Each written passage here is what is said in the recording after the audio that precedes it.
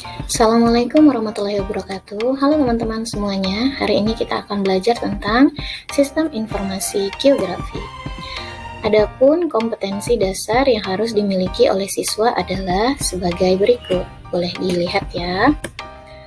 Dan kemudian pokok bahasan apa saja yang harus teman-teman kuasai saat kita belajar sistem informasi geografi. Ada 4 ya, pengertiannya, komponennya, subsistem, dan manfaat dari SIG itu sendiri.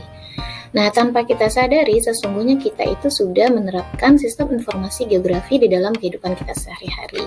Pada masa COVID-19 yang lalu, kita bisa tahu wilayah dengan zona merah, zona kuning, zona hijau, itu dari sistem informasi geografi yang diolah.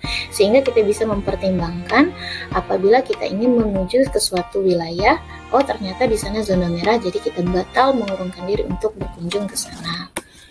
Atau kemudian aplikasi Grab. Aplikasi Grab ini tentunya sudah sangat familiar bagi kita semuanya, yang memudahkan kita untuk menempuh perjalanan dengan sistem transformasi yang sangat mudah. Atau misalnya teman-teman mau berkunjung ke rumah saudaranya tapi nggak tahu alamatnya itu di mana, biasanya kita menggunakan aplikasi Google Map, yaitu Sherlock. Jadi ketika kita menggunakan aplikasi Sherlock, kita bisa tahu wilayah itu dan bisa memilih alternatif jalan yang mudah, yang nggak macet, atau yang lebih dekat. Dan yang paling familiar mungkin adalah aplikasi Shopee ini, dimana kita nggak perlu belanja harus ke pasar atau harus ke mall, tapi bisa via handphone kita saja, mudah sekali. Apa sih sistem informasi geografi itu? Sistem informasi geografi itu adalah suatu perangkat atau sistem komputer yang bertugas menyajikan, mengumpulkan, mengolah data atau informasi yang diperoleh dari fenomena geosfer yang disajikan dalam sistem komputer. Nah, kemudian apa saja sih keunggulan sistem informasi geografi itu? Banyak sekali ya. Yang pertama, formatnya jelas, lebih murah, datanya bisa dipanggil dengan cepat, bisa dikelola bersama, lebih efisien, dan dapat ditampilkan dalam bentuk 3 dimensi sehingga memudahkan pembaca untuk memahaminya. Nah, kemudian komponen sistem informasi geografi itu apa saja sih? Yang pasti ada software, yaitu perangkat lunak yang digunakan untuk mengolah data, misalnya ArcGIS, kemudian Word, Microsoft, dan lain-lainnya. Kemudian hardware ini perangkat keras, contohnya printer, mouse, CPU, atau kemudian scan dan seterusnya. Data yang dikelola harus juga ada, metode SIG yang digunakan juga harus ada, dan yang pasti adalah pengguna atau operator yang mengelola data itu nantinya atau sumber daya manusia. Bagaimana sih jenis data SIG? Ada 2 jenis data SIG. Yang pertama data spasial yang terdiri dari data vektor dan data raster. Data vektor dan data raster itu nanti bisa teman-teman cek lagi ya seperti apa. Dan data atribut. Data atribut itu adalah data-data yang detail yang memberikan penjelasan terhadap suatu fenomena tertentu.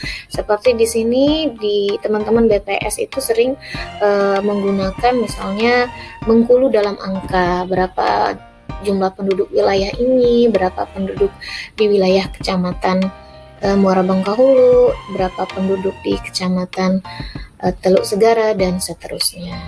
Berapa perempuan, berapa laki-laki, itu contoh data atribut.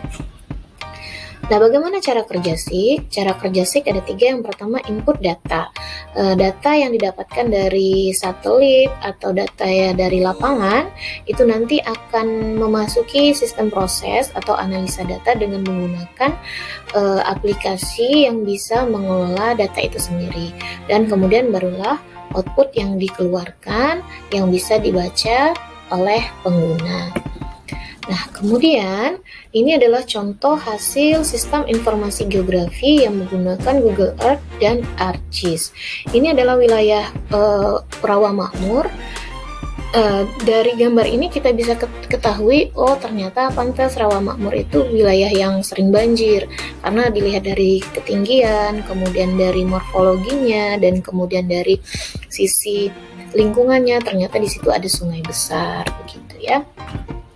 Kemudian metode sistem informasi geografi yang paling sering digunakan itu adalah metode overlay atau metode tumpang susun.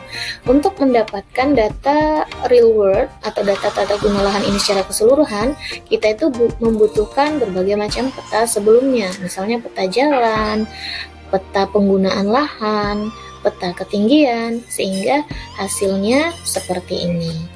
Dan kemudian metode yang paling sering digunakan selanjutnya adalah metode buffering. Ini contohnya gunung berapi.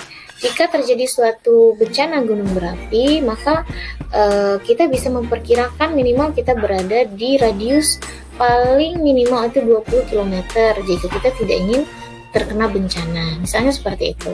Kalau misalnya kita tinggal di wilayah 5 km, sudah pasti kita akan kena. Gitu ya. Atau satu lagi dengan sistem zonasi sekolah. Kemudian di sini ada manfaat SIG bidang SDA. Nah, teman-teman bisa perhatikan di sini apa saja manfaat SIG untuk di bidang SDA. Salah satunya adalah untuk inventarisasi sumber daya alam yang ada di Indonesia. Di mana sih wilayah penghasil timah, penghasil emas, penghasil batu bara, misalnya seperti itu. Kemudian manfaat SIG di bidang perencanaan pembangunan sudah pasti tidak diragukan lagi, manfaatnya begitu banyak, bisa teman-teman perhatikan di sini ya. Kemudian manfaat sistem informasi geografi untuk kesehatan. Di sini juga sudah ada seperti yang dijelaskan di awal tadi.